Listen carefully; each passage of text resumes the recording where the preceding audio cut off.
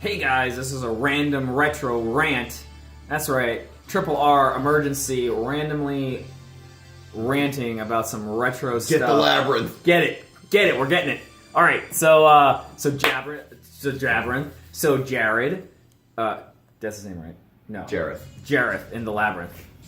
Jareth in the Labyrinth is theorized to be an all-powerful, godlike being who abducts children whose sister's name is Sarah because his love interest that he wanted to devote his life to is named Sarah. It's always Sarah. It's always Sarah.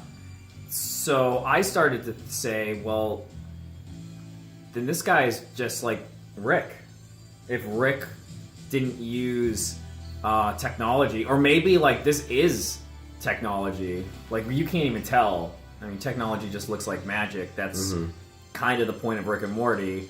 So maybe this guy has just figured out a way to create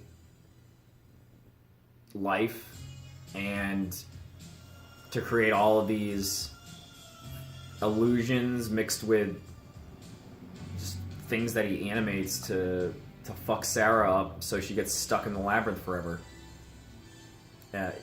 Your thoughts? Yeah, I mean, is it technology? Is he actually a sorcerer, or is he just using his, who knows? Who knows? Like, I mean, he's basically been, like, in this, alternate dimension forever. So, godlike status, has some crystal balls, loves people named Sarah. Arguably the babies are turned into goblins, according to fan theories. And he doesn't like to lose, obviously. And he can also turn into an owl. Brood's in owl form. So I'm just saying that, like, a guy who has that kind of power and uses it in such a way just to basically make a game to trap people named Sarah is a Rick-like attribute. I think he could be landing somewhere on, like, the Rick spectrum. The Rick spectrum, like a very aggressive Rick. He's, he's super smart, but he's also crazy. He's, like, super smart, and he thinks he knows how the world should work, like Rick does. And when that shit doesn't work out like that, he gets into this rage. He's making these, like, robots that are alive. He's, like, making artificial life, or he's just making some life to be, like, door knockers and shit, which I think is a very Rick-like attribute when you think about the butter, the thing that cuts butter. Like, your job is to cut butter. Mm-hmm. He's like, oh my god, like, there's a fucking door knocker in here. His job is to hold a ring in its mouth forever, for eternity. He put things in the basement of some place that no one should ever go that just yell, you're going the wrong way. What do they do when they're not there? Obviously, they're kind of depressed. Like, one of them was like, hey, man, can I just say my line? Like, I don't get to say it very often. Could be like every 10,000 years he says it. Or maybe it's every 15 minutes. Like, you don't know because you just don't understand. Like, there's no way to comprehend how powerful Jareth is and how many times he just, like, steals women. Just takes them. Any thoughts on, like, that kind of stuff? Like, just creating things, creating life to serve just a purpose for you because you can... Yeah, I mean, I think there's definitely an aspect of boredom to him where he's just doing stuff because he's bored. He's chilling on his throne all day and, he doesn't really have any friends. He just has these little underlings. So I feel like he's just kind of like making up stuff as he goes. And he's like, a door knocker person could be kind of funny to me. Yeah, or is that, like, to me, I feel like it's the punishment. Like, you can't really kill anything that he creates, or maybe he can, but, like, the punishment is that they get turned into something shitty. Like, you get to... I mean, the worm was actually pretty cool. You get to be, like, an eye monster on the side of the wall who just can look at you, or you could be like Hoggle, who kind of has Right. complete autonomy and he just does what he wants. You know, and then for Hoggle, it would really suck to become a chair, you know? Like, it would really ruin his fucking life. Like, you're gonna be a chair for 10,000 years, like... Well, alright. That's what I gotta do. Alright. So, anything else with, like, the godlike powers of Jareth compared to the godlike powers of Rick? I had another thing. Oh, like, Jareth made this labyrinth just like Rick makes the alternate universe. Well, no, he makes a labyrinth like Rick made the torture trap thing for the Earth Savers or whatever. In that where Rick saves the universe, but he like puts these people through hell because he just can. Like he's just like I can, so I will. So fuck you. And I think that's what Jareth is doing. He's just like, I'm making this world because Sarah doesn't love me, so fuck you. Like, yep. All right. Any other key points, Jareth, Rick? I mean, instead of being an alcoholic, he's just addicted to people named Sarah. So both have addictive personalities. Very controlling. We'll have a lot of there's that definite lack of concern for the well-being of others.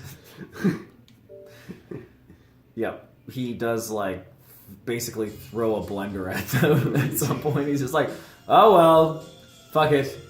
Deal with this. I'm gonna go drink somewhere. Yep. I'm gonna go back to my baby snatching ways. I'm gonna juggle this ball a little bit more.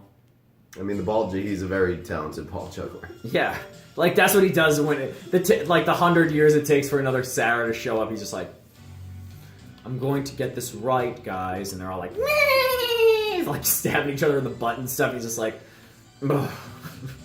Like, he lets all those goblins into his fucking room. Mm-hmm. Like, just to go around and fucking hit each other in the face with chickens. Like, he's just sitting there brooding. He's just like, why won't she give up? And they're smacking chickens. Yeah. It's a sad life. They all lead this he just leads this really long, sad life. I feel that's why they love Jennifer Connelly's room so much. What do you party time? It's a party time in that room, yeah.